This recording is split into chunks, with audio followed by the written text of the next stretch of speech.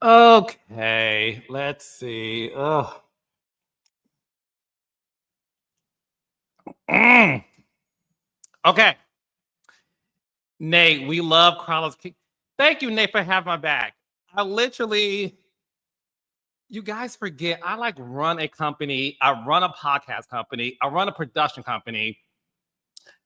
I run company, child. So 4 minutes late is not that bad. I'm getting things together. Shaquan Castle, you got to be stopped. Let the man, okay, get his green juice and oxygen. So this is my new juice. Can y'all see what's in it? Can y'all, I ain't trying to spill it on my laptop, child. Okay. I got cinnamon. I got hibiscus. I always say that wrong. Who cares? Is it hibiscus? Okay, hibiscus, cinnamon, um, sea moss, sour salt. Yeah, it's good. Hey, Catherine, your first live with me. We're gonna have fun. Okay, so look, we have so much ground to cover. Jacqueline, I love you more. High raindrops. We have a lot to talk about.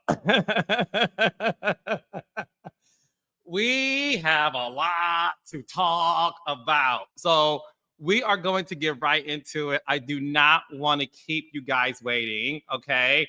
Happy Monday, Monday Night Live. As you know, next Monday, Dr. Heavenly and I will be live in Atlanta. Okay. At the City Winery on February 3rd at 8 o'clock. Next Monday, I'm going live in front of people in Atlanta. Okay, so get your tickets. Go on the City Winery Atlanta website. The link is also in my bio. We're going to have a good time. It's me, Dr. Hemley. A lot of my friends are going to make surprise appearances. Some of y'all favorites in reality television. So you never know who's going to be in the audience. I got a lot of surprise guests. And me and Heavily are going to do a lot. Carlos, I was dating someone who had a baby on the way and broken up with his fiance last year in November. Okay, we are also going to do a dating segment and relationship segment. So bring all your dating and relationship questions to the show. So again, Dr. Heavenly, Carlos King, we're united for a live Monday show on February 3rd in Atlanta, Georgia. Get your tickets while you can. They're selling out. It's going to be a good show. Okay. All right. Now, I'm going to not do shout outs. Thank you. Well, Mrs. Simmons. I was going to say I'm not going to do shout out, but she said she loves my skin. So you get a shout out. Oh, I changed my mind that fast. Thank you so much. Mrs. Simmons gets a shout out, baby. Okay, so here we are. Here we are. Here we are. Here we are. Here we are. Let's bring in the man, the myth, the mystery that he is. And he's legendary. Ladies, gentlemen, they and gays, my entire fan base of raindrops, I just called y'all out. Yes, give it up for Dustin Ross. Yeah. Carlos King, what's happening, man? What's happening?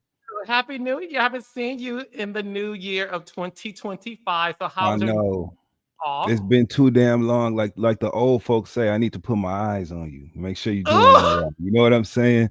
I need to put my eyes on you. Now that I have them on you, you look good, Carlos. I like that Dustin. soft blue, you and your soft nigga era. I love that, Oh. Carlos. That's cool, man. That's cool for you. You know what I'm saying? Because we listen, black boy joy. You know what I'm saying? We gotta have that. And sometimes it looks like wearing a nice soft color, just to ease on into the new year and into the new shenanigans and festivities. So I'm happy to be here. What's up with you, Carlos? How you feeling, bro? Well, I feel like my name is margarine because I'm melting like butter. That's But right. thank you so much for the compliment. I appreciate it. That's wonderful. That's wonderful. You look good, damn it. And when you look good, you feel good. That's a I real thing. do. I That's a real do. thing. Yeah. So do I need to be my soft boy era? Because as you know, I'm trying to figure out this like outside life, right? Yeah. And I need some words of wisdom from you. So, what am I doing wrong or right? Like, what should I be doing? Update for you. I Okay. am back outside. Not that I was Wonderful. in. I was like Destiny and Madani. I was kind of at the door. Hanging on that door. That's right, hanging on the door. And hopefully looking for an event planner. I can't wait to talk to you about Love and Marriage Huntsville, because the first thing Destiny needs to do, Destiny needs to get a damn event planner. Where was that? Where was Nails? Well, we'll get to that though. We'll get to that when it's Okay. time. Back to you. I'm so glad you're outside, man. You deserve it. You've been working your ass off for so many years to position yourself at a certain station and ilk of life. And I think that you deserve the beautiful privilege of choice that comes along with that. So I think the same, strategic decision making strength and skill set that you have and apply to your professional life is going to, be just like riding a bike for you to apply it to your personal life. And I'm excited to be there for the ride. I'm along for the ride. You understand? We're gonna have a good time. It's gonna get warm outside. I think you're in a great place. So yeah. I could have said so much, but I'm not going to because we're going to keep it. We sure are gonna keep it PG because we're gonna keep coming back. But you know what? I think it's good, Carlos. I think it's good. I think that you're happy to be single. And I think that you're a person who loves new ideas, new perspectives, right? And so a Yes. new approach to your love life, I think will suit you very well at this point. So, and I'm here to So, assist. You know what I'm saying? in the Pippin, words I'm of pipping you, Nathan, Jordan. Let's do it. in the words of okay, I'm okay. So, in the words of Nathan, in other words, you're telling me I told you so. That's what Nathan said. I ain't got Nathan to do with what Nathan said. Okay, that's what Nathan said. Goddamn it. But yeah, Well, I appreciate you so much. I will keep you updated. I'll be in New York City soon. I got a lot of things going on. thank you. Can't I have a wait to lot of offline. updates. Well, offline. And listen, in case you know anybody does it, I'm looking. I know a lot of people. I know a lot of people. So let's do it. Yes. I got you. One call away. Chingy said that. I'm only one call away. We can make that happen so fast. I got you. I got you, bro. I got you, man. Yep. So you just keep drinking that juice. You just keep juicing. That's what you do. You just keep juicing with your hibiscus, okay, and sour stop. You just keep doing all that, and I got the rest. Yeah, Dustin, we will offline about that too. Okay, so listen, we have so much to get into. This is a jam-packed show. So, man. guys, Love and Marriage Huntsville season finale aired this past Saturday. So we are going to dive right into it. I know all of you want to hear exactly what Dustin has to say about it. So I'm going to do what? Glorilla, let him cook. But first, let's get right into the mid-season trailer of the Mm, Real Housewives of Beverly Hills. Now, Dustin, you and I yes, have yet to really talk about this show publicly. we And I want to haven't. get your thoughts about this season so far before we dive right into the mid-season trailer that just dropped. And one thing I'll say before you start, baby, Sutton is coming for the girls. But go right Yosemite ahead. Sutton. That's Yosemite Sutton. She come out with them little gun, them little pistols, two pistols Sutton. She comes out guns blazing every time, and she always has. That's why we like her. Excuse me, and that's why Sutton made that transition from a friend of to a diamond holder, and she ain't moved yet. She is a full she's a total package when it comes to what works in that housewife's zeitgeist, right? But this season, hey, I do watch Beverly Hills. I love Balls. I think she's strikingly beautiful, and she's just Love interesting to O's. look at. She's a beautiful, beautiful woman when you find out just how accomplished she is, and how deeply entrenched in these streets of relevance that she is. Okay, without the damn show, it makes her that much more attractive and that much more desirable for us as viewers. So I'm loving her, love her daughter, love her and her black man. I love what they're bringing to this show. And I love the fact that she makes them motherfuckers take their shoes off when they walk in her home. I love that. I love the That is such wallpaper. okay. I want to know this. I want to know this. Yeah. I grew up, obviously, I'm black, you're black. We grew Yeah. up in black households. In black Yes, I did. households, you take off your shoes. What's Yep. funny is that a white person thing? Like, do white people take their shoes off? I want to ask you through my white friends that question. And my white listeners, let me know Yeah. in the comments if you guys take your shoes off like we do, or is it a black thing? I don't Yeah. know. I don't know what it is, but I'll tell you what, they taking them off in her damn house. So I I love her. I think that Dorit um, brilliantly hitched her wagon to Bose as soon as she came on the scene. Dorit took one look at her and she knew she had probably researched her and done her dossier before she ended up, on set that day. And she knew that was a smart choice. So I like it. I'm enjoying the season. Jennifer Tilly has been a bit underwhelming, after she told us that she owned the damn Simpsons, I was excited to see some more wealth, but she's just been showing up in hodgepodge, mismatch outfits and quirky, hair pieces and shit. And she can go. We need some more like style and some more we need more casting in the lane of Bose on that show. We need some Lauren Sanchez who is dating she's engaged to Jeff Bezos, right? Like, yeah, although she lives in Miami, but I agree with you saying. Jennifer Tilly was somebody I was thrilled about too. She is definitely not giving what I thought she would give. I think the decision making was like she's another Kathy Hilton, and baby, let me tell you, Kathy Hilton can be duplicated, replicated, recycled, none of that, right? Yeah. So I do want to see more for Jennifer Tilly besides the fact that she is wealthy and she has 2 homes, I think next door to each other or something like that. Who gives it goes to show you the wealth.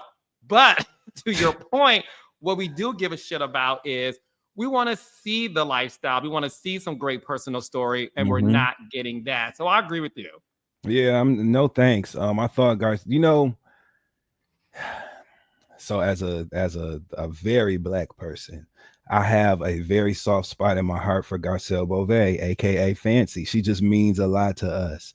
And I love that she has comfortably settled into her shoes on this cast, but sometimes Garcelle can come off a bit cold to me, unreasonably so. Like I think that Garcelle could be more, I don't know if it's just a personality thing, and I don't think that she is, taking issue with the ladies, but Garcelle could be a bit more friendly to me than she is on the show. And I love the fact that she built that home, the beach house. I love the fact that, she's killing it as a producer in Hollywood.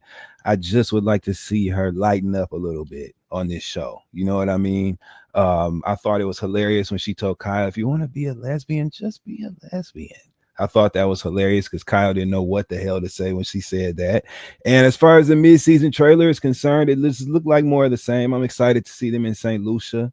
I'm excited to see Dorit have that, break hitting moment where she finds out that he wants a divorce, and they're correlating it with a 10-year timeline and the laws in California according to the marriage. That's about to get very interesting, and I hate to see it, but it's going to make for interesting television. So I'm looking forward to the rest of the season. What do you think? Yeah. Well, the thing is that the mid-season trailer, the best moment was sudden, and you have to give props where props is due.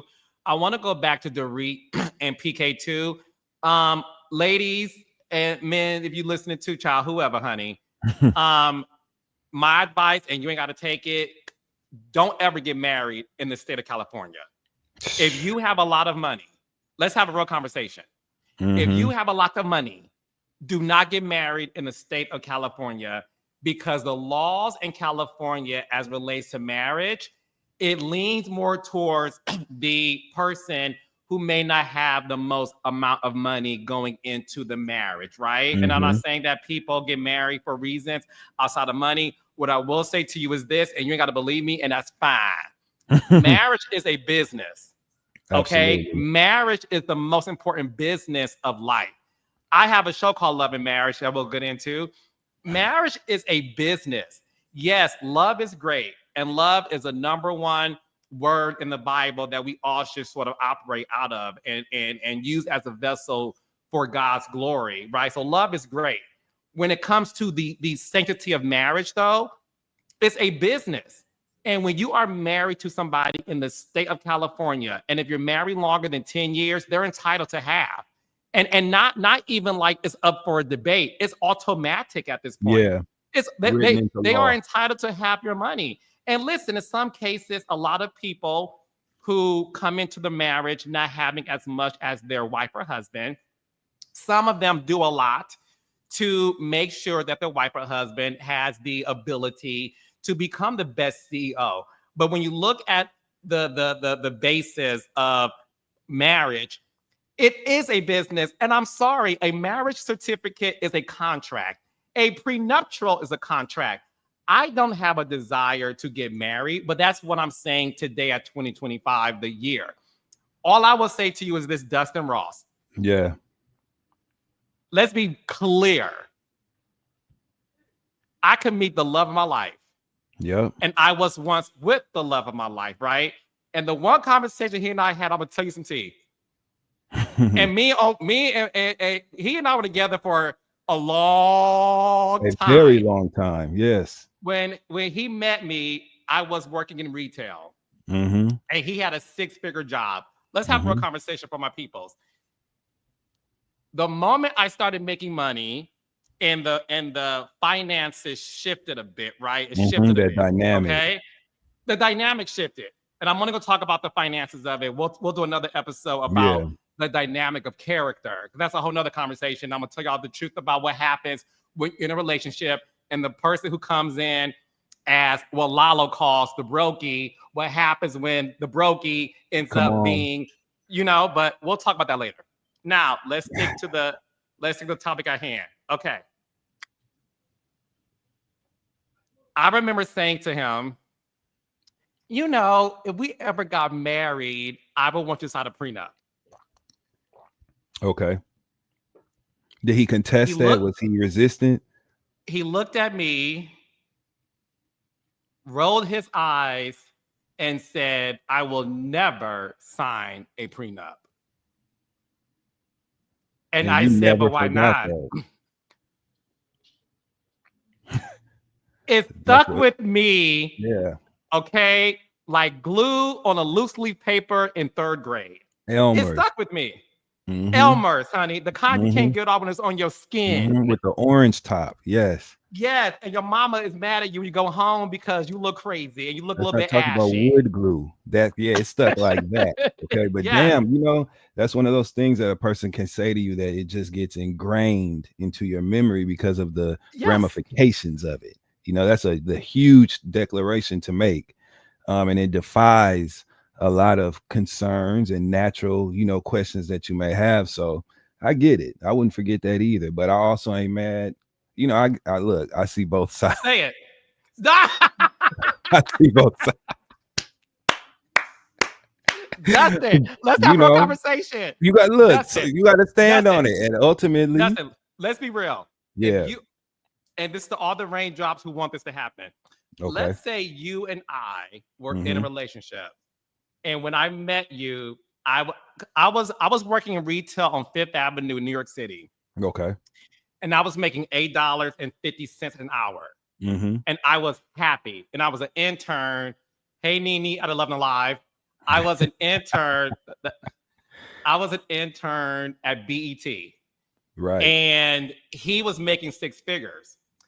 And he will always look at me like, my baby's so broke and got no money, but he happy. He will always say to me like, you are really happy. You have no money though. And I was like, that's okay because I'm working towards something and I'm going to be somebody someday and it's going to be okay, but you can't take away my happiness, right? Yep. And then it shifted.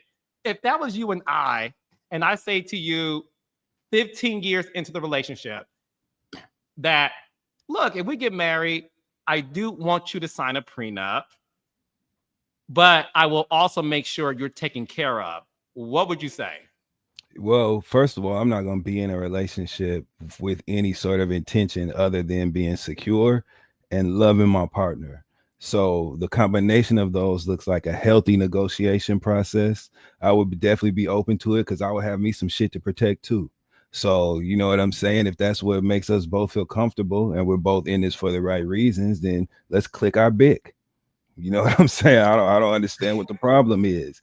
If hey, yeah, sign the dotted line. I ain't got nothing to hide. But again, that's coming from a person who would have had their own assets to protect, and you have to consider the relationship. You 15 years in, there's a trust level that has been earned at that point where you can negotiate a prenup that'll make you feel safe and me feel protected and you feel protected and also me feel safe when it came to my shit.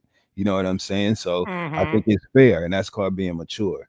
So, but again, sometimes people, you just are at different stations in life and certain people just have different agendas, but all that can be cleared up very quickly. and sufficiently through clear communication and just looking at them off. You know when you're being used. You know when a person is out for monetary gain or being connected to you Yeah. and your relationships. You know that, especially when you've been together Yeah. for a long time. So Yes. Yes. And yeah, for the record, I know for a fact he was not with me for my money, and I'll yeah, stand no, on no, business for that. Or not to you, have to stand to the audience. Like yeah. I know for a fact that wasn't his jizz, but I also think what you said. I think in his mind he probably thought like, well you, uh, yeah, Well, you didn't have yeah, shit. I So remember. let's figure this out. Let's He was figure that thinking out. I remember everything, and Yeah. no, so I can get Yeah. it. You know, I get it. Yeah. So to my audience, okay, have the prenup conversation on date 2. You said date 5? No, I said my hands are up. I'm in hands are up in agreements. Okay. Minute 5, as far as I'm concerned, Minute depending on what 5. room Minute you 5. in. Yeah. Minute 5. Okay. Well, the thing that, so speaking of prenups, obviously Sutton did not sign one.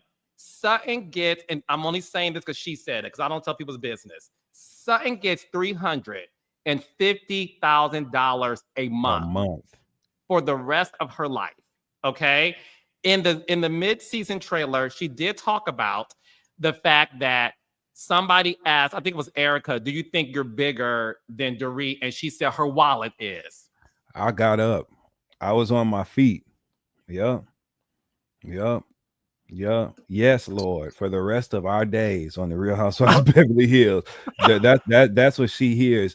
Every time that wire hits her account, she hears that gospel song. Yes, Lord, for the rest of our days. Because that's how long she getting that money. And that's why she was a heavy hitter verbally like that and said that wallet is, my wallet is. What the fuck? What are you supposed to say to that? What can you say to that? Nothing. So listen, when that's the conversation that you're having, it just is what it My is. wallet is bigger. Now, listen, let's have a real conversation. I think Sutton is a fantastic housewife. In addition to the show, Yeah. Sutton to me, this is who I need Sutton to be in your point, for the rest of her days as a housewife. Because don't pussyfoot around the fact that you are that girl. And you Yeah. and you believe inherently you are that girl. And I said this in my podcast a week or two ago, and the girls like to read me because they think I'm wrong. I said, for a fact of me just having common sense, that Mm-hmm. when Sutton looks at Dorit, Dorit is the personification of the song Brokey Ballado. And Sutton does not see it for Dorit. She does not see it for the tracks in her hair, the clip-ins. She does not see it for the alleged rental outfits. She does not see it for Dorit. And I feel like Sutton is slowly telling us how she feels about Dorit. And I like honesty. If that's honestly how you feel, then let's talk about it. My Lead with wallet it. is bigger is such a strong, loud statement Mm-hmm. of her telling her, I have more money than all of you girls combined. And Mm-hmm. I can go shopping 6 months straight and spend every $350,000, and I will still have more money than y'all when the show's over with. Well, it's a very targeted hit, right? Because it's no secret that Dorit and her estranged husband PK have had monetary financial issues. You know, there's been all sorts of rumblings about homes and all kind of shit that's been going on with them financially. Sutton is aware of that. She knows exactly where to aim, and that's what she did with that comment about that wallet. And Dorit is materialistic, and she loves things and having access to them and having money and lifestyle. And Boy George, isn't that Boy George? You know, all that shit. So like that was a hit. She felt that. She felt that. And Dorit hates Sutton's guts. Do you hear me? She cannot stand Sutton. She couldn't wait. She called her ugly the other day. She was doing an interview and she was talking about how Sutton had said that Dorit had some sort of plastic surgery. Anybody can be pretty with plastic surgery or something.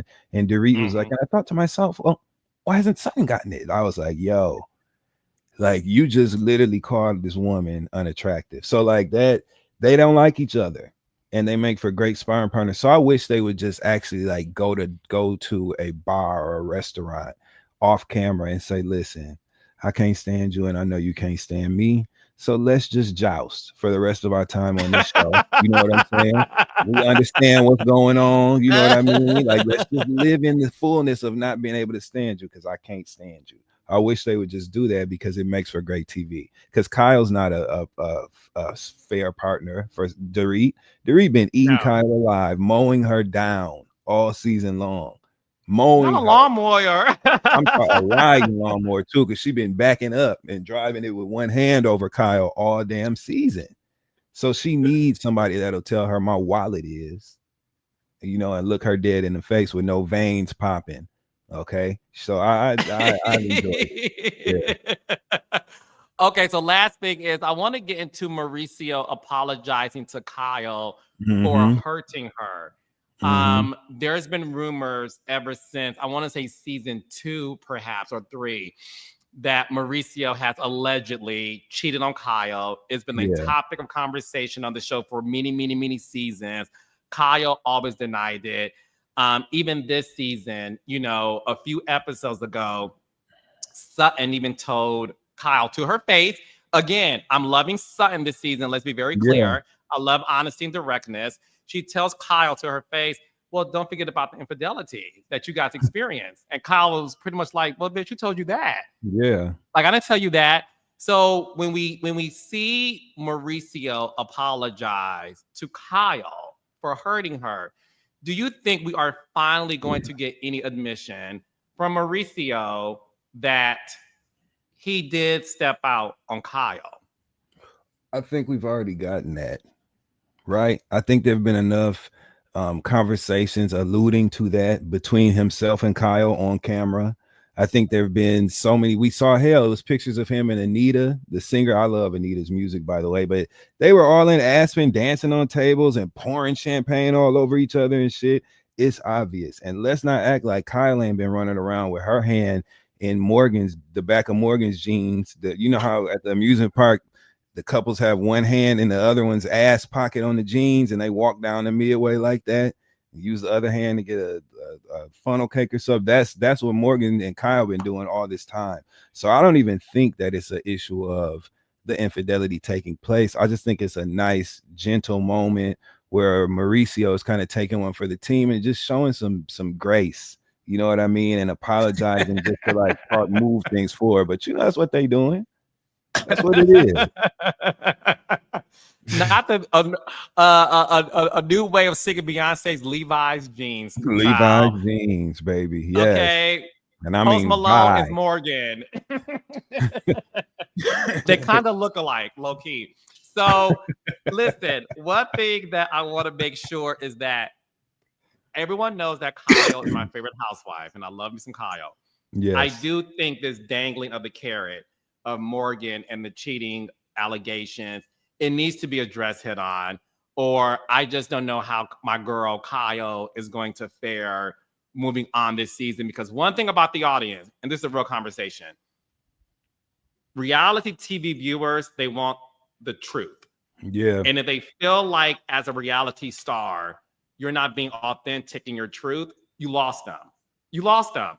And my hope for Kyle and her team is to really make sure that if she hasn't done it this season, that she goes into the reunion. Because what we can't have, again, Dustin, and this is me just being honest, what the audience is not going to buy anymore is her not addressing Mauricio's cheating allegations by saying yes or no, he didn't do it, or what's going on with Morgan and whether or not they're in a relationship.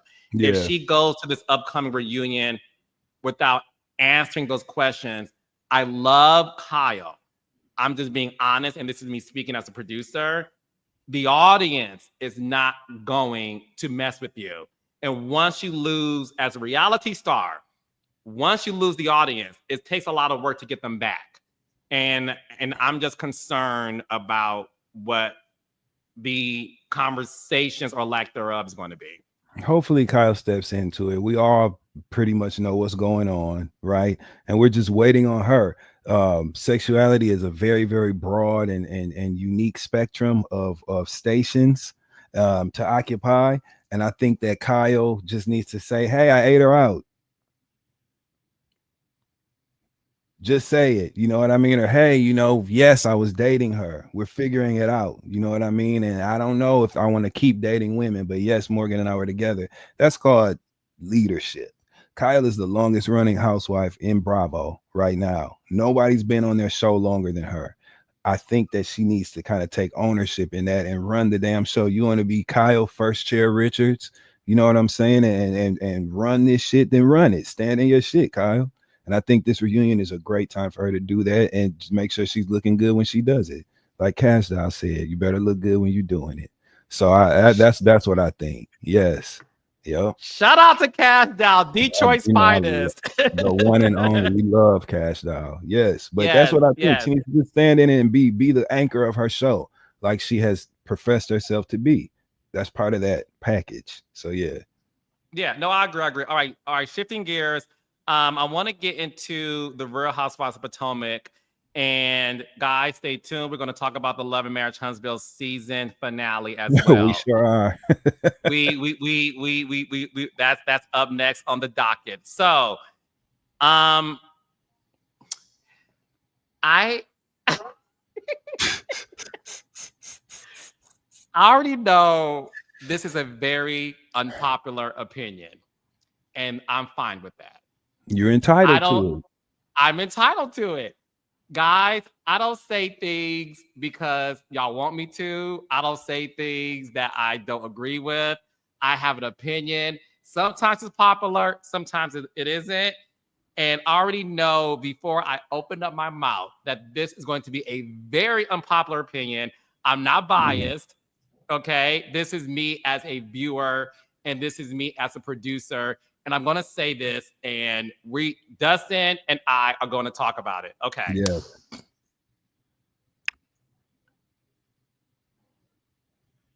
I really do love Mia. Mm-hmm. And I'm going to tell you all why. Mia, in my opinion, is the only person giving us some personal story. And I'm gonna say it, and that's not me offending any of the girls. I love all the girls. I love all the girls. Mia's personal story, whether or not you guys like it, think it's gross, think it's inappropriate, think it's not for TV, that's all good things to feel when you're watching a TV show, right? Right. Love and Marriage Huntsville fans are the best in the world because they have strong opinions. And I am happy that I, have a show where people really have strong opinions. That's Yeah. why I don't take anything personally when they try to read my cast or me. I only Mm-hmm. don't like it when other things happen, right? Like leave Right. that alone. Now, Right. y'all want to judge us. Well, judge them because they're on TV, child. But you get what I'm Right. saying? It's okay to be judged. When it comes to Mia, I appreciate the fact that she is giving us what is her reality. I think in real life,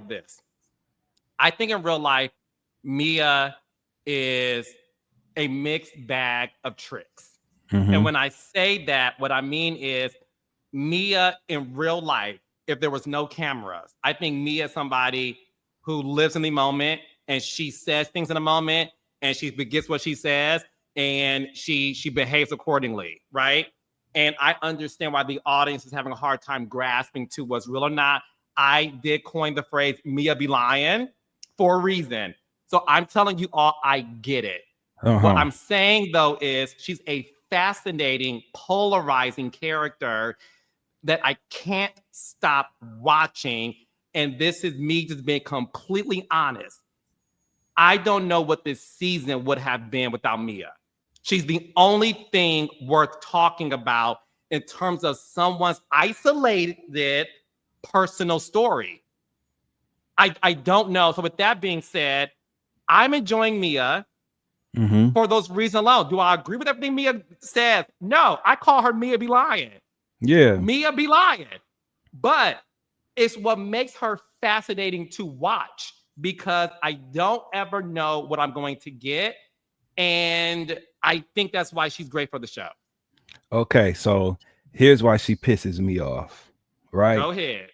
It's just like them stupid ass skits that people do on Instagram and TikTok where you watching it for 5 seconds and then you be like, that's a fucking skit. Damn. Like you feel let down. Like somebody just literally took the chair out from underneath you and you hit the damn floor. That's the way Mia's antics make me feel. Let's talk about it. Questions of paternity, a divorce with someone who is emotionally volatile and willing to show their ass on camera because Gordon is a willing participant in the shenanigans, right? All that stuff makes for fascinating television. Think about, let's rewind back to season 3 of Real Housewives of Atlanta, which is pretty much the blueprint for what marks to hit when it comes to a reality show and the authenticity of emotional moments, right? Think about when Nene and Greg had that conversation and she told him, I have stood by you while you did me wrong in this marriage. Think about the authenticity and the realness in that. And then think about this universe soul circus ass sideshow that Mia and Gordon are shoving in our faces every 5 minutes with these ups and downs. She just carried her ass on Watch What Happens Live and got ate alive by Quad on Sunday when she was giving these horrible answers that I sure would have popped my balloon on. You know what I'm saying? Talking about, oh, well, I gotta, you get mad at Ink and then you go to the internet and say, well, me and Ink are broke up and me and Gordon are working it out. I'm focusing on Gordon and my children, only to go and Watch What Happens Live and say, well, I'm not trying to talk about Gordon, but I need to get a divorce and then me and Ink will get back to, well, he's going to be there forever. It's all over the place. And I'm fine with the shenanigans, but it's got to be something real that we can hold on to and follow and believe as viewers. If I wanted to watch all that, I would watch it on other platforms like I do when I watch stuff that I don't need to give a damn about the personal story about. But Mia, all she does, you're right. You're actually 100% right. She does give us this personal, some personal story. She gives it to Mm-hmm. us, but then she abandons it. She never sticks to it and stays in the story. She abandons it, and then it's exposed as fodder. The way Karen came in, the way Ray, that volley, the way that Karen, Ray, and Giselle were the Harlem motherfucking Globetrotters and dribbled that ball through their legs of information about Gordon having that baby paternity tested already, and Ray volleyed it to Karen. Karen passed it to Giselle. Boom. They got Mia right there at that event. And what did Mia do? Start going nasty, trying to say the worst things, with bring up internet rumors and accusations. And when we are already have not been able to connect to you in an authentic way, it makes you slinging that sort of mud like that, it makes it even nastier. And so it Mm. disconnects us from her even further. Let's not even get on, you know what I'm saying, the blonde. She's such a beautiful woman, and when she has black hair, she looks so good on Watch What Happens Live. But she has made us sit through this whole season looking at that weak blonde that we're tired of. So it's just a lot of things working against her. Furthermore, she has the most beautiful children. That Jeremiah and what's the little Juliana, that little girl, her and Gordon's children are beautiful. I want to see them babies laughing and thriving like they normally are when she shows them on camera, making cookies and shit. I don't want to see your daughter telling her, don't marry Mr. Ink, because we don't like all that. We want them kids to be stable. And it'd be different if Mia was like, hey, Gordon's crazy. I got to get the fuck out of here. He's trying to ruin my life, and stayed with that.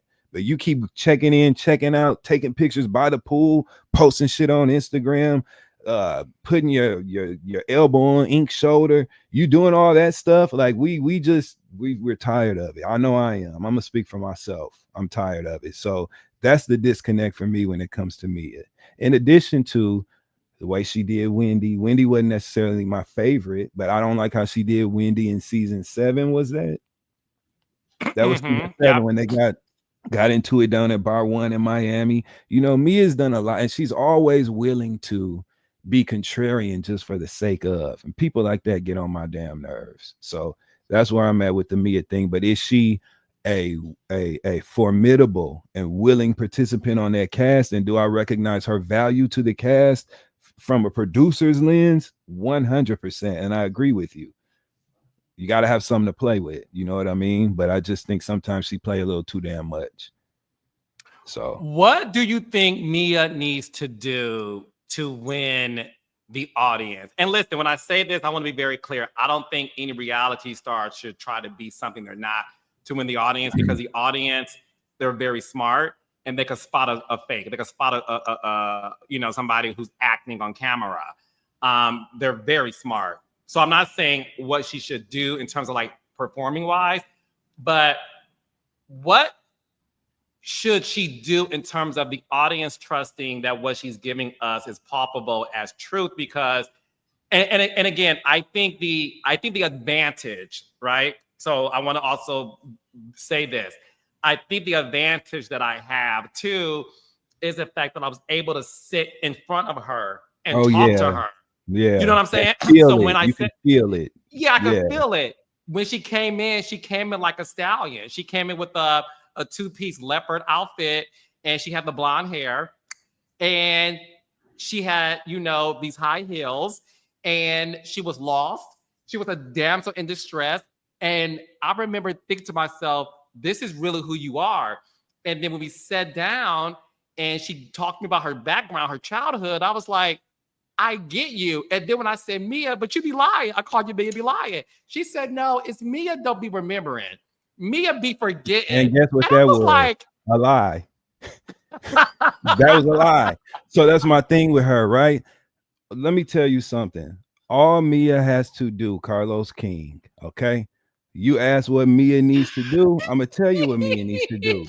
Lean into the reality. Just like you said, you follow the reality, lean into the reality. You're a beautiful woman who is witty and funny. Be funny, have an opinion about everything that's going on with your castmates. Show the art, let your personal story be you rebuilding your life. You came onto this cast as this serial entrepreneur with these multiple franchises of the joint chiropractic. Show us what it looks like for you to sit down at a desk and say, I'm going to put my life together because I have what it takes. And I'm going to use my skills as an entrepreneur to build something right now. Let us see you find the money, put this business together and really believe in it. Let us see you making sure that your kids are fortified while you still cracking jokes and talking shit about what's going on with the other ladies, but let your personal story be authentic. That's what you have to do. And once you do that, Mia she could literally be the premier housewife, because right now, Wendy's running that show. Wendy is running Potomac right now. She is.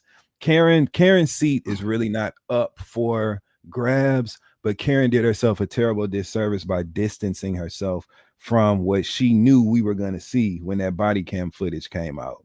I love Karen, and she's Karen fucking Huger, and she is the Real Housewives of Potomac, but there was a very different way to do that situation regarding that DUI. And what she did was allow Wendy and her intact family and her best looking days of her life, right? And her smart children and her personal story, all of that. She let all that kind of go right in front of her to where Whitney's having the best season she's ever had since she's been on the show. Wendy been laughing. She ain't arguing. She just showing up in her looks. Everything is a 3D, like a flower or she looks gorgeous, beautiful skin. Like she's beautiful, and she's allowing that to just go right into the forefront. You see Wendy's personal story, authentic. That family making up at that birthday party, we knew about it because it had been a consistent story for years. We knew it was real. We were happy to see them coming to Jesus and talking to each other. That's the difference with Mia. Mia just keep throwing shit. Keeps on. Just keeps throwing it on the wall to see what's going to stick. So. Okay. Now, one thing you and I will agree on is Dr. Wendy. Mm-hmm. I am a Dr. Wendy stan. Call me a patient. Call me a client. Call me a customer. Yeah. I love Dr. Wendy. I said this story before, and I'll say it again. I got a chance to meet her face-to-face finally a few months ago. Dustin Ross. I already know, I'm sure. I was and it's funny because I said this in her comments, and she said to her fans, Carlos is not lying. He said that to me verbatim. I met Dr. Wendy for the first time in November, and she is this tall, statuesque, beautiful woman. Educated Black woman. Her chocolate skin is literally Godiva chocolate. Okay? She looks like a Barbie doll. She is one of the most beautiful women on Bravo. And absolutely. I looked at her, and I know she was like, why is he staring at me, child? I kept staring at her, and she said, Carlos, and she's very shy. Yeah. And by the way, Dr. Wendy is shy. That was a surprise. She's very shy. And she said, why are you staring at me, Carlos? And I said, You playing. You playing. You really are like a 10 out of a 10. Yep. And you play too much. You need to be owning that more on the show. We don't see you owning that. Yes, the 4 degrees, we get that, but like you are a baddie, you are a bad chick, you are smart, you are gorgeous, your man is fine. Somebody told me, they said, Carlos, you think she find a person? Wait till you meet Eddie. They said Eddie in person is even finer. Yeah, So they're a I agree striking with you. couple. Yeah. They're Yep. gorgeous. And I agree with you. Dr. Wendy, and I said this to somebody a few seasons ago. I said, I don't know why Dr. Wendy is playing herself so small because she has everything in her to be a force multiplier on the show. For I think sure. Dr. Wendy is somebody, and I agree with you 1000% on this about Dr. Wendy. Dr. Wendy has the ability to take over. And in my opinion, and y'all ain't gotta agree with me, I think a Dr. Wendy, Mia, you know what I'm saying? In terms of like positioning them up a little bit higher, I think it could be a win-win. That's me personally. But I I can agree see with you, that. Doctor. Right? I think Yep. I would love to see, you know what I would love to see? I would love to see Dr. Wendy and Mia have first chair and just give us I think because one thing about Dr. Wendy, she clocks tea and she's smart. So when Mia be lying, Mia be forgetting, Mia don't be remembering whatever my girl Mia said, I would love for Dr. Mia, not Dr. Mia, Dr. Wendy, Mia, you're not a doctor. I'm You so might as well sorry. say that the way she Do just, not go you and know. tell people you got a PhD, Mia, child, because I don't need you to lie about that, baby. God, I love you, Mama Mia. But I would love to see Dr. Wendy and Mia just be that. And I agree with you 1000%. So Yeah. we decided to agree on that. You see Okay. that? Now, before I move on to Love and Marriage Huntsville, I got to ask you this. Are you watching WAGS to Riches? You mean have I watched Rags to Riches? Because baby, I'm finished with that. I watched it from I'm not beginning finished. to end. Okay, don't spoil it for me. I'm not What finished. So episode are you on, raindrops. bro? I'm starting episode 5 tonight. Okay. Mm-hmm. Well, let me just say this, right? Let me just say this. As a person who, you know, I've been my podcast, The Friend Zone, celebrates its 10th anniversary this year. So I've been working in a official capacity in the digital space for a very long time. And I don't forget things. So I remember all of the stories, the very true stories about Yes Jules. I remember her tweeting that t-shirt that she had no business tweeting. And I also remember seeing her sit her ass at that table and ask a black woman what she did for her culture. So to me, you deserve to get bopped. That's what you got. You had no business putting yourself in Justin. that. Sorry. You had no business putting yourself. You way too comfortable in these black spaces, taking ownership of things that don't belong to you. I'm not saying you got to kiss nobody's ass because you definitely don't have to, but there's a way to take full ownership of yourself and your personhood without stepping on black people's history and feelings along the way. And her utter disregard of the situation, for her to sit up there and act like somebody had wronged her when she came into this space acting as if everybody was supposed to pretend all the things that we know are to be true. Nah, you can miss me with all of that. So I was happy to see that Okay, situation. but let me ask you this. Let me Yeah. ask you this. Let me ask you this. A lot of people online are debating about that scene. I did watch that. That's in episode 2, guys. So watch it. It's on Netflix. A lot of people felt if you really look at the scene though, so let's focus on the scene. And thank you for giving us the history behind Yes Jules. I'm still doing my research because I unfortunately don't know a lot. So when I watched it, I was watching the scene, it as a scene. And a lot of people were debating online about this. A lot of people, though, doesn't feel like if you focus on the actual scene and the way it was orchestrated, right? That yes, Jules had every right to defend herself based on the activity that was happening around her. So and again, I want to ask the audience this. Does yes, Jules get a pass on the fight? If we focus on the fight, not the history of what was done in the past, do we still think that yes, Jules just defended herself based on what was coming at her? Well, the problem, Carlos, is that you can't start a story in the middle, unfortunately. And that'll actually segue us right on into Love and Marriage Huntsville. But you can't start a story in the middle, right? And we live in a day and age where people have not only disregarded historical context, but they also are now working actively to prevent people from having access to historical information and timelines of events. So when it comes to something as serious and as sensitive as blackness and what's going on in America today, it's a very, very culturally sensitive time, and she needs to read the room. So while that young lady was being combative and she really wasn't even confident in her checking of Yes Jules kind of forward energy caught that young lady off guard. The young lady that expressed her initial concern about Yes Jules occupying that very black space on a television network as large as Netflix, when we already are losing DEI initiatives that gave us a crack in the door to have projects greenlit and stuff.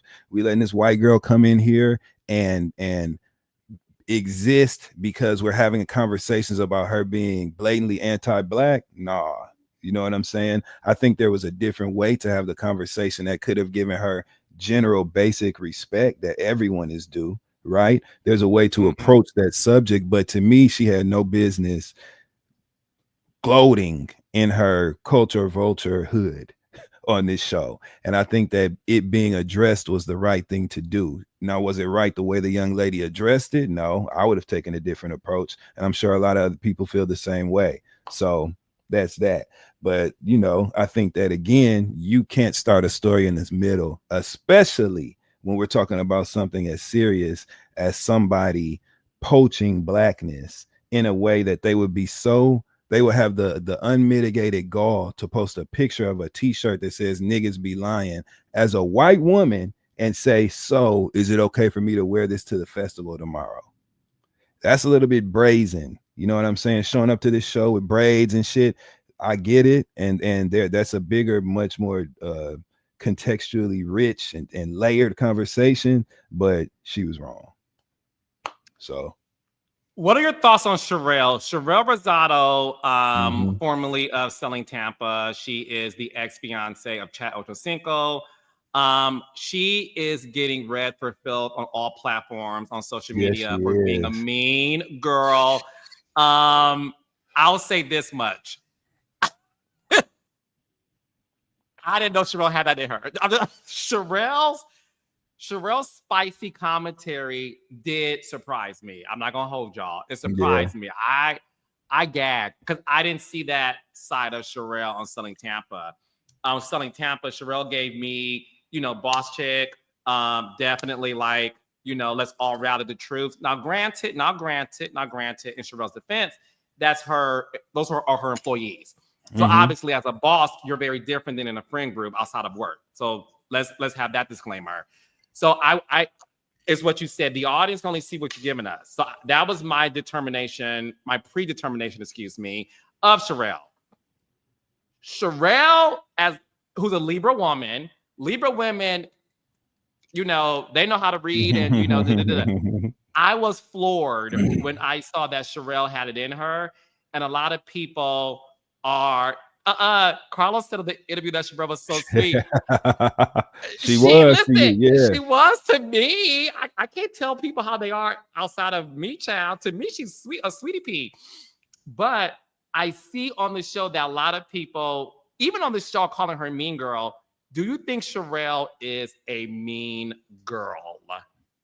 No, I don't. And it's not because I'm not commenting on her behavior or her actions. What I'm saying is this. I think that Sharelle decided to make a TV show and she kind of amplified certain gossipy or messy antics that she typically may not, you know, utilize in her real life. I think that she is trying to make a TV show. I like the fact that Sade checked her when they were at the table. I actually love Sade on that show. I think that Sharelle is focused on the show moving and being exciting. And I also think that Sharelle very casually and briefly mentioned that her initial problem with Stoney was that she had heard through the grapevine that Stoney had been going around in the streets asking people about her and trying to like dig up information on her. And so that is why she objected to Stoney's participation initially when they were having that conversation, and she tried to chalk it up to her past, which I think was her mistake. I don't think she should have taken I don't think she should have just decided that she was going to use Stoney suing 50 Cent or whatever for that revenge porn situation as a reason not to like her. I think she should have continued to repeat the fact that, yo, she was in the streets trying to dig up information on me. I don't feel like I can trust her. That's what she should have said, and people would have related to that. Again, it's sensitive right now. It's not a good time to be doing mean girl shit, because that was mean girl shit to say that I don't like her because she had a sex tape leak in the past and sued a rapper. Those aren't real reasons not to like or somebody or want them around you. And so that's where the disconnect, I think, took place. She should have just kept telling everybody that she was talking about her, and that's why I don't like her ass. You know what I mean? People would have understood that. But I think season 2, she'll be able, if she does season 2 right, she'll be able to have a redemption arc. You know what I'm saying? Yeah. That's what I think. Yeah, I do too. I think Sharelle had a lot of pressure amongst herself to carry the show and to get things out there. And I think she was being the force multiplier that she is. And listen, I have to watch episodes 5, 6, 7, 8. So you sure do. We will talk about this next week. All right. The moment you all have been waiting for, me and Dustin have to quickly do something technical. Okay. So tell your girls, your guys, your gays, and your theys that we are about to talk about the explosive season finale of Love and Marriage Huntsville. Dustin has a lot to say. So we are going to get right into that as well. But give us a few seconds. You know, this is a live show. We're always working, and there's a few things that he and I have to do quickly in order for us to continue to get into Huntsville. So if you need a bathroom break, get the bathroom break done really fast. Okay, you got a few minutes. Not minutes, like maybe 1 or 2. It's not gonna be too long. But go to the bathroom. That's what he's saying. Yes, go to the bathroom really quickly. Okay, do that.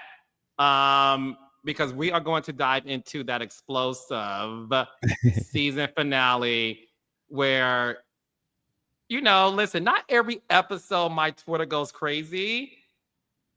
This episode, my Twitter went wild. It went wild.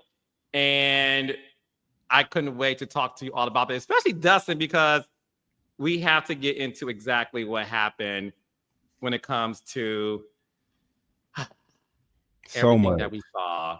Yeah. Everything that we saw. Okay. All right. So let me get this done really quickly. And then Dustin, let me know when you're good. I'm good. You're good? Okay. Y'all ready? Okay. So where should we begin? First of all, I want to say this. Let's talk about it. Thank you all for hanging in there. I read some comments, Dustin. They said, this show's still on. Because of the mid-season break and all that stuff. Yeah. I know, the mid-season break. So I want to thank all of the Love and Marriage Huntsville audience. Y'all know how much I love you all. Y'all are devoted, loyal fans. I want to say thank you all for watching all 30 episodes. Is it 30 and 20? I don't know, child. Thanks for watching. I appreciate it. And y'all are very opinionated, and I love y'all so much. Thank you to my Huntsville fans. And shout out to the music producer, Major, who produced for some of your favorite artists. He mentioned in an interview with Essence Magazine that his guilty reality TV pleasure is Love and Marriage Huntsville. So I want to give a shout out to, that was dope. His name is That's So Major. What's Major? Major. Mm-hmm. So yes, his Instagram is that. So yeah, so shout out to Major. All right, Dustin, you know how we do. You start off and you tell me exactly what you want to talk about, child. There's so much to talk about, Carlos, because again, the show opened up and we were back in that ice cream shop where Destiny had Nail's bachelorette party at. Was it an ice cream? What was the place, the venue? Oh, where the bachelorette party was at. Yes. Mm-hmm. Whatever it was, right? That's where we Yes. started off at. And Destiny, she was charged up.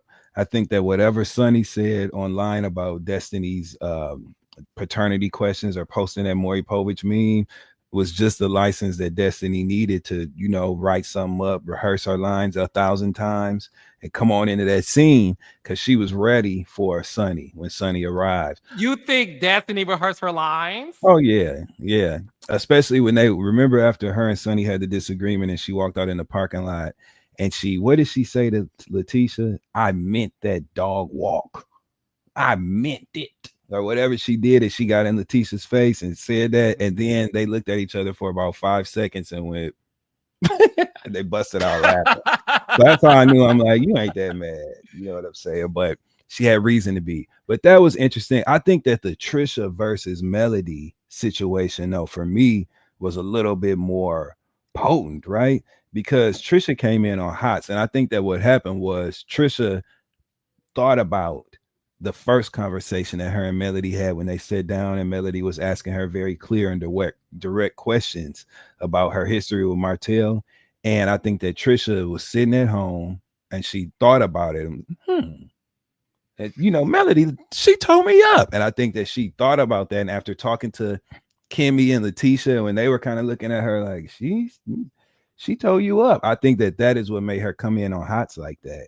And when Melody asked her, Melody's energy was good. She was fresh faced, looking beautiful. Melody was chilling. You know what I'm saying? And when she asked Tricia, like, yo, is it an issue? Like, what's going on? Tricia, yeah, bitch, it's an issue. Like, it was just immediately. And I think that kind of threw her off. And Melody, let's be clear, it's already beef because you are alleged to have slept with her ex-husband while they were on the outs and estranged, but still married. It's just an uncomfortable situation, especially Tricia, since you done came on the show lying about it and lying about so many other things, right? So like now you've elected to kind of hitch your wagon to this combative stance.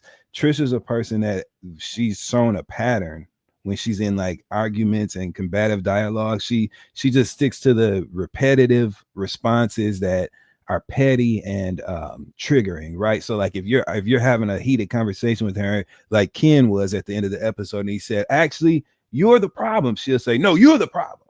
No, you move the car. She's that type of person where it's hard to make progress in them conversations. And that's what was showing up in her dialogue with Melody at that place that they shouldn't have had Nail's party at in the first place. So you didn't like the location? I don't think anybody liked the location. I definitely think the body paint people didn't like it. They were sitting over there doing like this and looking around and shit. I ain't know what I was like, is this performance art? Is this what they about to do? You know what I'm saying? Because I done been some places and seen some things. So I'm like, where is this about to go? And that's when Nail started the whole damn argument between Sonny and Destiny, talking about, don't y'all share a snake? You know what I'm saying? And then boom, that's all it took for Sonny to be like, well, no, we don't share nothing. And actually, she ain't stop fucking talking about me on Mondays because then it just went. It just went. You know what I'm saying? So I thought that whole situation I don't know. I think that again, Destiny needs an event planner because no wonder everybody be fighting and arguing and shit at all her parties. You know what I'm saying? Look what happened at the field day, the brawl for it all. Look what happened at the Madani launch. Marceau got up and told Martell, I'm simply better than you in every area of your life. You know what I'm saying? Then look what happened this time. You know what I'm saying? You got Tricia sitting there, you know what I'm saying? And then Melody was sitting there looking at her. Girl, what are you like? It was just, again, it's just an environment that leads to a combative occurrence every time. So let's get an event planner. Well, look. And Destiny deserves better. What I will say, Destiny looks so pretty. I like that long ponytail. She looked good. Yes. She looked very pretty. Yeah. Okay. Well, Yep, we love that you like the look I of did. Destiny, but not necessarily the look of the location. Okay. Yeah. Getting back to you, you know what I'm thinking about? Your DMs. I wouldn't know. Right. No, exactly. No, you're like, I even checked it. Okay, so look, when it came to the Destiny and Sunny showdown, Yeah.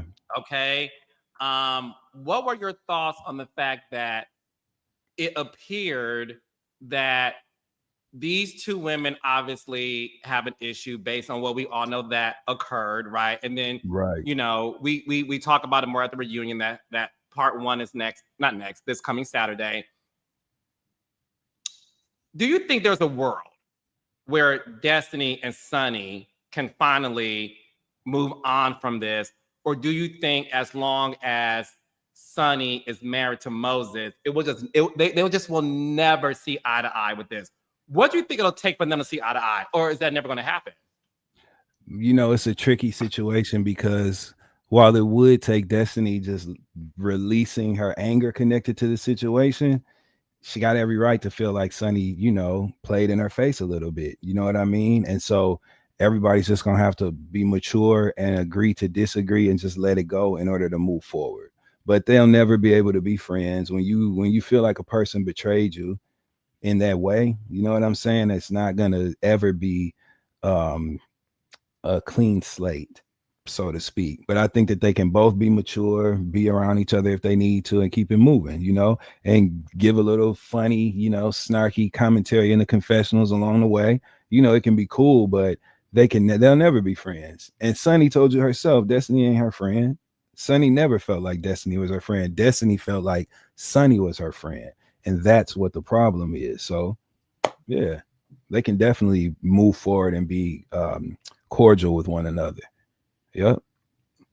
And in this episode, we did see the vow renewal of Nell and Chris Fletcher. So We did. congratulations for Yes. a long marriage. It's a lot to celebrate. So I was happy to see that. Give me your thoughts on the wedding and everything that happened as relates to that event.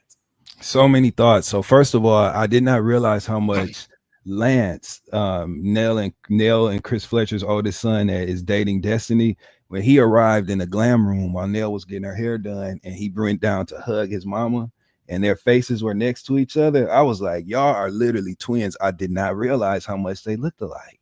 They look exactly alike. So that was cool.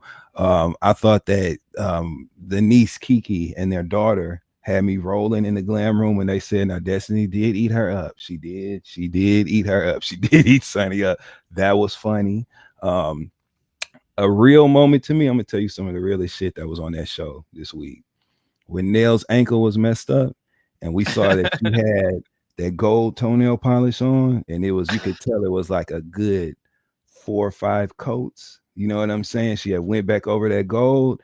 That was some real shit. If you if you're a certain ilk of blackness like me and like you, we know stranger to what gold toenail polish mean to a certain woman. You know what I'm saying? And that just was black, and it was comforting for me when I saw that.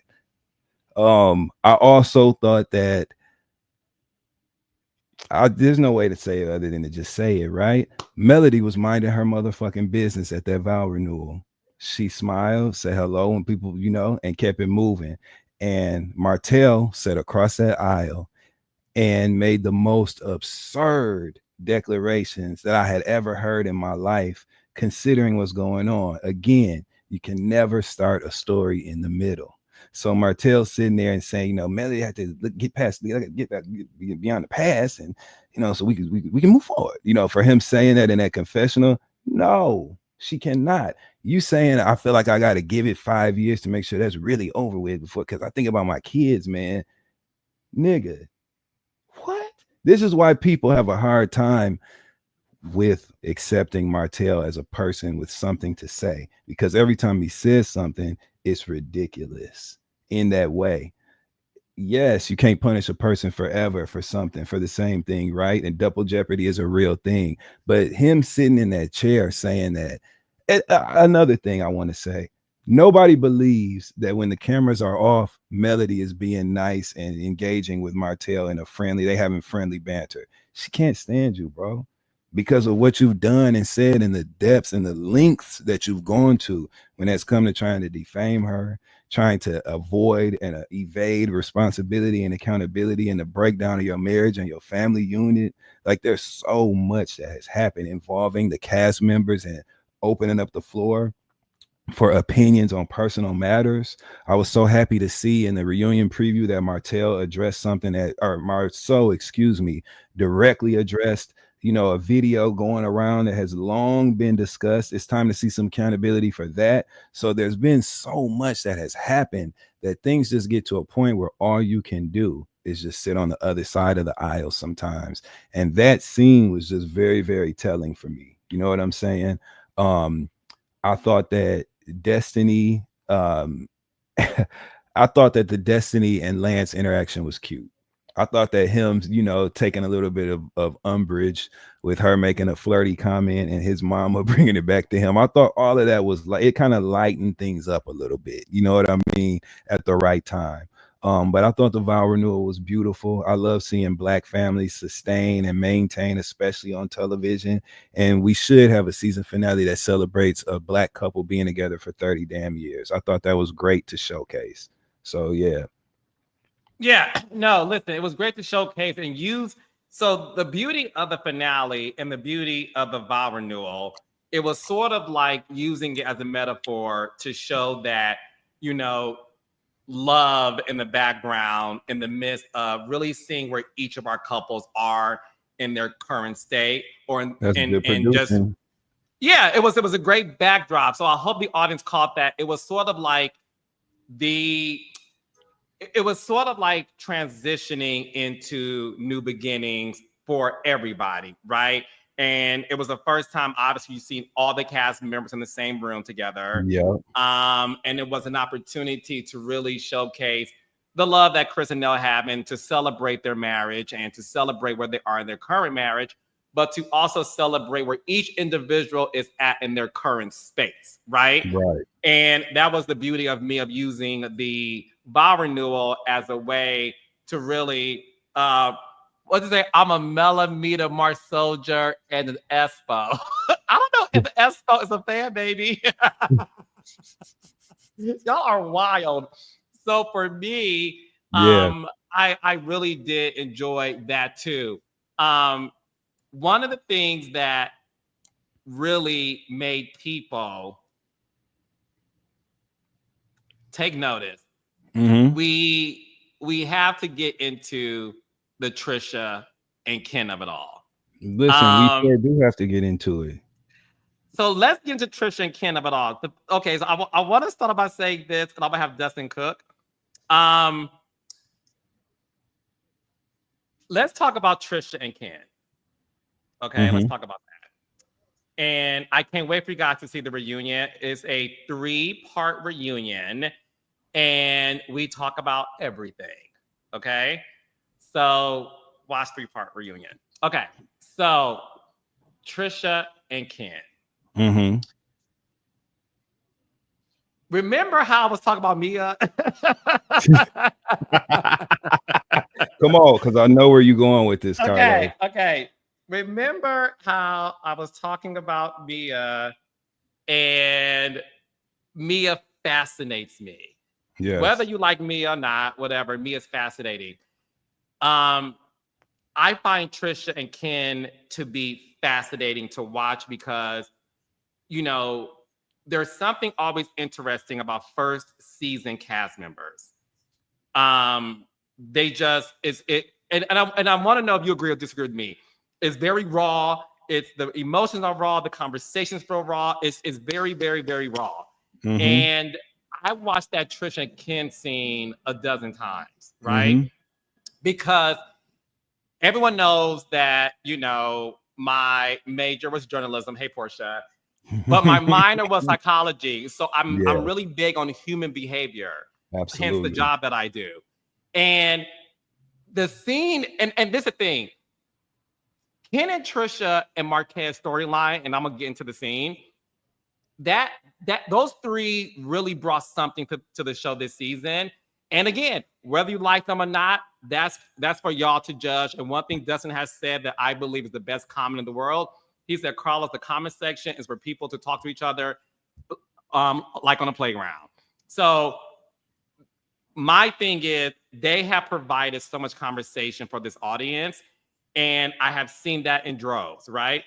Absolutely. Going back to that scene with Tricia and Ken, It was to me a textbook on human behavior and the dynamics of a relationship, because I hope that everyone paid attention to the body language. You know what I mean? Like, I like to go deeper. It was the body language for me, and it was an opportunity. We always see stories where the woman is fed up, right? We've seen that narrative on across all our shows, scripted, unscripted. It's very rare you see a scene where the man is fed up.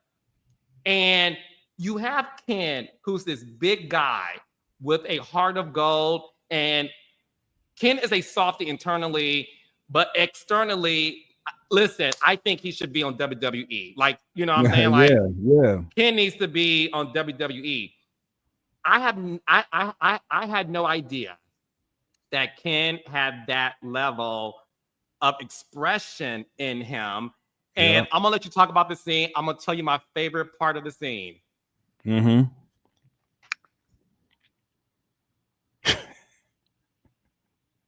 It's when kids said, "You the problem, and you're gonna be struggling." And Tricia got up out of her seat and ran towards the fire. When she put that phone on the back of that cushion.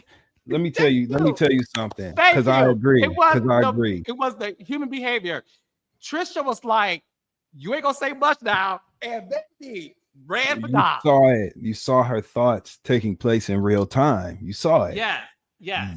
I agree with you. Yes. There's a layer and a level of authenticity. Tricia and Ken do not come off to me as people who had aspirations of ever being on television in this capacity. And I think that that is what you want when you cast someone to be on these shows, right? Down to what they wear when they film. They always look presentable and they look great. You know what I mean? But it's very authentic. It's not trying to have a look per se. You know what I mean? Like, it's just, they're very real and authentic. And that's what makes them being a part of this cast polarizing and fascinating to watch. Also, Tricia is so measured and controlled. You know what I mean? And everything about her is so measured and controlled that when they had that moment, that it was just, again, big difference between that conversation we saw between Tricia and Ken and what we've been getting from Mia on Potomac. That's the example of what I'm saying. This is much more real, authentic, raw. Ken losing it after being patient, having the patience of Job from the Bible for this whole season when it came to her ex coming onto the cast, him making up, saying all kinds of things, people, you know, trying to vilify Ken in whatever way, just because he was a person who was adverse to conflict, you know, in the initial first times on this show, whatever. Tricia also has been lying the whole damn season. And in this conversation, we find out a new lie. So you lied also about texting my kids in the beginning of your relationship, saying you would take him back in a minute, and then saying, well, I don't remember saying that.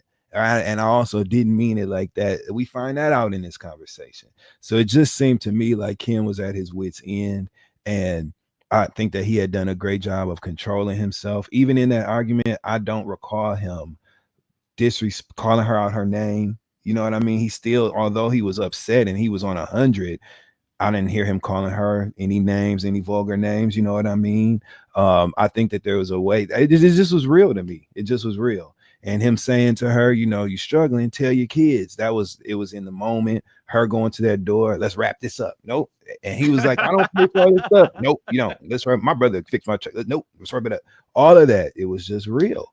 It was real. No, it was real. Listen, that Tricia had a Black China moment of cut the cameras, dead ass. You know what I'm saying? It was like, we ain't doing this, baby. But I agree with everything you're saying in the sense of Tricia and Ken. You could not have told them that they were going to be on TV. Yep. Like if they went to a psychic and the psychic said in 2024, you are going to be a cast member on the #1 reality show on OWN, they would have said, okay, she's a fraud. Let's move on from it. Because they had no aspiration. Tricia is an engineer. And I know a lot of people have been asking why they haven't seen that this season. Tricia has a job, a very serious government job. Right. And if you know anything about government, similar, not that Dr. Wendy's job is in government. But when you have a job of a certain magnitude, the employer does not want any association with their company on a reality show. So like Jamie unfortunately, Tyler. yes, like Jamie being a cop. And you Yep. guys were like, we didn't know he was a cop. We couldn't talk about him being a cop. And listen, you think the law enforcement want to know that this guy is a cop? Like, so Tricia is an engineer. And I'm saying all of that to say is, y'all can't tell me that Tricia thought in a million years that she was going to be on Love and Marriage Huntsville. And I agree with you about Ken. The beauty of Ken and Tricia, they just remind me of, the season 1 Course 6. People who just came in and was like, I'm just gonna be me and I have nothing else to offer. That's what Ken and Tricia offers to the show, and that's what they offer to the audience. Again, whether y'all like Tricia or not, I will say this: when it comes to Tricia, I want you guys to remember the scene that happened in last week's episode when she was talking to Miss Nell, and Tricia gave some backstory about her childhood and everything that she went through. And I said this too, I think a few weeks ago too. Tricia is somebody to me, and I don't know her like that, obviously. Yeah. And again, I'm basing off of just watching the show, and this is what I gather. Tricia obviously had to deal with both her parents passing pretty much close to each other and never having therapy to deal with it. And if you ever lost a parent, you would know it's one of the worst losses in the world. And she never had the opportunity to sort of like deal with it. And I think it shows up in her communication skills or lack thereof. I agree, okay, 100%. I think the trauma that she has experienced, it shows up as she deals with her relationships. You also have to remind yourselves that she got married to Marquez when she was 18. Yeah. Honey, I took a gap year when I graduated college because I thought at 18, like, I don't know what I want to be. So to add on top of that a marriage, and again, keep watching the show because a lot of that gets conversed. But I would just say that scene with her and Ken, I think, and again, this is just me being honest, I think Ken did his best to protect Tricia because I think what I'm saying, Ken also knows. And I think when people are watching the show and they say, Ken's a sap, Ken's a sucker, she got Ken played. In my opinion, I think Ken knows his lady. And I think for him, he tries so hard to protect her. And I think, like you said, so much revelations came out that I think he was just like, now I don't know what the fuck to, like, I just don't know anymore. Yeah, and I'm gonna tell you something. I'm really like, to me, I totally disagree with the notion that Ken is a sap or a sucker Right. or whatever people are trying to say. What the fuck do you want? Don't you think that's what a man is supposed to do? Be patient and loving to his partner, show them grace and make room for them and love their kids like they're their own. I'm so sick of people saying he's trying to be them kids' damn daddy. No, he's not. He's fucking taking care of home. And for people he's shown himself to be a good guy on this television. People are starting to look for something to say, so they're nitpicking. Oh, I don't like. He talked about what she did. Or I don't like how he fight with his words. What are you talking about? He was expressing frustration with Tricia for repeatedly lying to him through their relationship and making it difficult for them to have effective communication. He went into so much detail saying, hey, I'm not making an accusation. I'm just asking you questions so that I can know what happened. I don't give a damn about nothing that happened before me, but I give a damn about you lying about it. You know, he was really trying to get somewhere with her. He wasn't assassinating her character or anything. So to me, that's a good person. That's showing up as a good person, giving respect and dignity to your partner, even in the difficult times. And I think people need to give her grace for her losses, which she'll always have grace for me for that, because grief is the worst monster of them all, right? But you need to give Ken some grace too for showing up as a good guy all these episodes, not showing his ass, never flipping out on her, never disrespecting her in that way, being patient with Marquez, so much so that even in his house, you know what I'm saying? The man is in his own backyard taking liberties and ownership, offering up shots to people as if he is the matriarch of some sort, just because he's the biological father of these children that he don't even damn take care of. And y'all mad at Ken? That's imbalanced to me, right? That doesn't make sense. Thank God we got a black man on TV who's saying, I want to marry this woman. I want to take care of her children. I love her children. I don't want to other them. I want to do this. I want to support her in every way I can. And he expressed some frustration about her lying. Get over it. You know what I'm saying? I like what Ken has brought to this show. I do. Yeah, no, listen, I agree with you. Ken, like I said, exterior, he's this hyper masculine, big dude, right? Who really is showing the world. And listen, this is my opinion. I don't think Ken gets enough credit for the fact that he is stepping into a situation that isn't the easiest, in the sense of he is with somebody who is legally still married, right? And could have been divorced.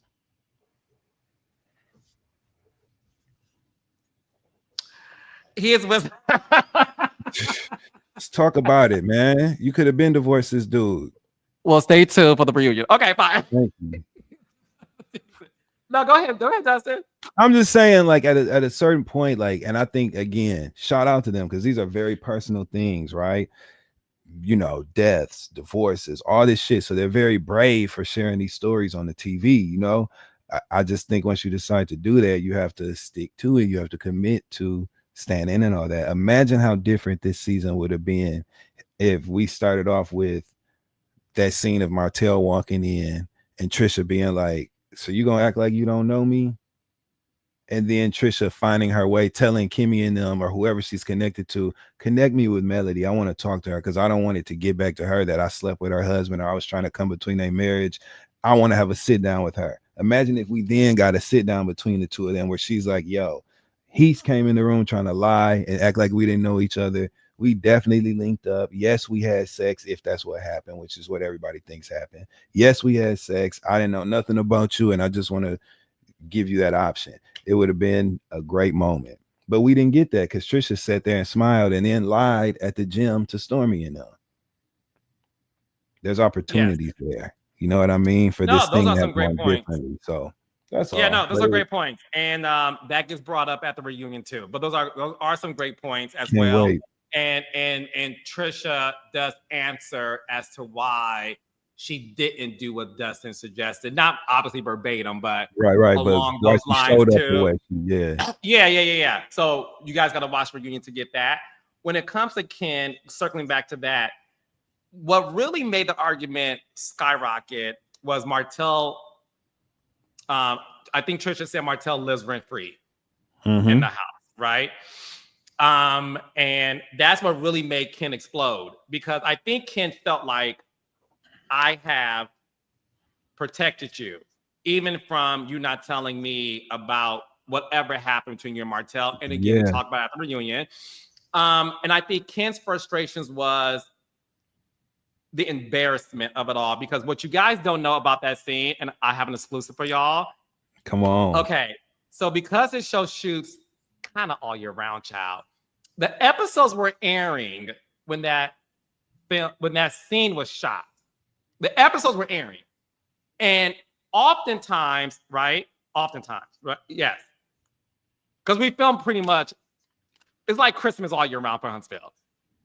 I believe Ken got frustrated with not only what was happening in front of him, but at the time that scene was filmed, Ken and Tricia had a lot of comments about this Martell and Tricia mystery. Mm-hmm. And I think Ken, as any man would question, like, what's going on? And I think Ken knew, in my reality, I believe my woman. But when you are new to reality TV and you read comments, I don't care how unbothered you are. When you are new, your first season, there's not one first season girl or guy or they that can tell me they don't spend their days and nights reading comments. Their first season. Mm-hmm. They all do. Mm-hmm. Your first season is new to you, and you just do it. Mm-hmm. So I believe a lot of what we saw was just like, and rightfully so, you can only take so much. Not only that, Shout out to Nathan, one of my raindrops. He tweeted me and asked me, when you went live with Dr. Hemley and Tricia, and the original conceit was to get Tricia and Ken to do the interview together. And Ken never showed up. I remember that. Yes. The scene happened the day before. Damn.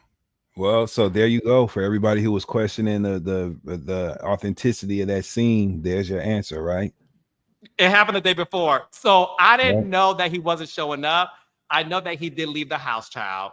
So again, it's reality, but I wanted to give a little deeper context to that. And again, I haven't spoken about this to Ken. This is my opinion. I strongly believe, I'm not saying all of it. I think a large part of it was the fact that the comments, in addition to everything else, just, it was too much. I can see that because he kept saying that he had questions. You know what I mean? And he was like, I'm just asking you questions. That's it. I'm not accusing you of something. So those questions were obviously motivated by something. And I think that that's very plausible. What you just said, that's how that went down. You can only take so much, man. When you feel like you're being tested and played with like that, sometimes you have to say what you have to say. And I think that that was just a very real moment. And thank God for it, because it gave us one hell of a cliffhanger ending of a season finale. So that's how you walk into a reunion. You know what I'm saying? Yes. And the reunion, we have a 3-part reunion that's starting this Saturday. It's 3 consecutive weeks. This is a fantastic reunion, I must say. And you guys are going to get a lot of your questions answered. We have some surprise guests who show up as well. I know who that is. I can pretty much guess. I know who it better be. That's what I know. Well, if that's the case, I don't want to disappoint you. So I'll be like, oh no, they didn't show up. No, we got a lot of surprise guests showing up. But I wanna ask you this before I let you go. When it comes to Ken, a lot of women are on social media telling Ken, leave Trish and come home to me, child, because you are a good man, Savannah, and I want to take care of you. Do you think, I just want your opinion, do you think that's inappropriate? Now, granted that they're not married, but do you think it's inappropriate to solicit a man on TV who is going through something with his girl without it being played out in real time first? Yes. Y'all wrong as hell, and y'all know that. You didn't seen him go through all this shit, him taking her lying in his face, and a nigga standing up next to him with their hands in their pockets, whistling and talking. I don't know what I did when I was with her. I don't know where. I don't know what I did with your woman. Yes, that's wrong to chime in and pounce right then. And you can't do things like that and then say that the mess of these shows is driven by producers and script writers. When you are the person who's watching the show and saying, well, oh, he's in a relationship, let me go to his DMs and try to like get in the mix and interfere in their relationship. So that's wrong as hell. Yes, I'm glad you moved to chorus by watching the show, but that's the wrong song. Okay. Yes. All right, Dustin. I thank you so much for joining this jam-packed show. Dustin and I will be back next Monday as we recap the Love and Marriage Huntsville Part 1 reunion. Okay.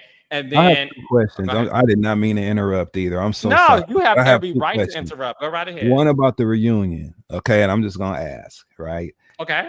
Do we get a definitive answer from Martell and Tricia about what went down when they linked up? Or are we left to figure it out? Can you answer that question? Let me ask you that. Okay. Yes, I can answer it. And the answer is yes. You get a definitive answer that I made sure was not left with any question marks. Okay, wonderful. Well, that's it. That's okay. My question. Look, I'm like this. That's my question. That's my question. And does the special guest is there? What can I ask about the special guest that can give it away to me without giving it away to the audience?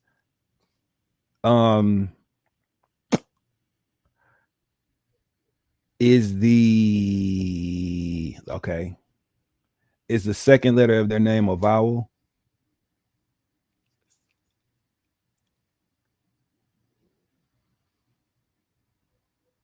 No. Okay, so it's not who I think it is then. Thank you. Look, Dustin, look at my pits. I'm over here sweating. Oh, one more thing, one last thing. Tricia, No. you was wrong as hell for calling Melody garbage in that scene when you said that everything was fine after the garbage left. When Tricia Oh, I said think that that about me. Melody, Oh, no, about not Tricia. hell, no, Oh. not you. Tricia, when she was sitting there saying, yeah, it's fine with the garbage left. I was like, the garbage? All because you decided to get an attitude about her coming to you saying, yo, you're just an issue, like, what's up? And now she's garbage. That was a lot to me. And Tricia, you was wrong for that. That's it. That's all I have to offer. Yeah. Great season finale. Great. Thank Great, you, great, great, Dustin. great, great. Yes. Thank you, Dustin. Thank you, Dustin. No, I love you. I love you. I love you. Thank you so much for I love you too, bro. everything that you present to this recap. And I will see you Thank next you. week. Yes, you All will. right. Thank you. See y'all, Yes. raindrops. Say bye to Dustin. Okay. Whew. All right. So look, next Monday, I obviously have my live show with Dr. Hemley, Monday, February 3rd at the City Winery in Atlanta. So make sure we are getting the tickets ready together. Okay. And we're going to have a fun show. But we also will recap Love and Marriage Huntsville Part 1 reunion. So I can't wait for you guys to see that. Okay. All right. So get your tickets. City Winery. Let me see in the super chat. Patricia Rodriguez, you back outside because your man is right there in front of you, Carlos. Both y'all make a great power couple. Y'all want me and Dustin to Dustin is my friend, child. Y'all are best. Jakira Stewart, Dustin, at the end of this, please let us know when Holding Court's coming back. Sorry, I saved this to Lyin. I should have got him there. Okay. Sadi. Okay. We have Sweet Swag. Y'all think Trish smart enough to gaslight and be narcissistic? She be trying. I think she too slow, though, to pull it off. Saying slow is not a nice word. Okay. I think that's all the super chat we have. We got Sonia Bennett and Power. Hello. Let me see what else. I think that's about it. All right. Love and Marriage Huntsville Part 1 reunion airs this Saturday, 8 o'clock. Me and Dr. Heavenly live show is February 3rd in Atlanta. Get your tickets. And then me and Dustin will be back next Monday to also recap Love and Marriage Huntsville Part 1 reunion. I love you guys. Okay. And I'll see y'all on the next one. Bye.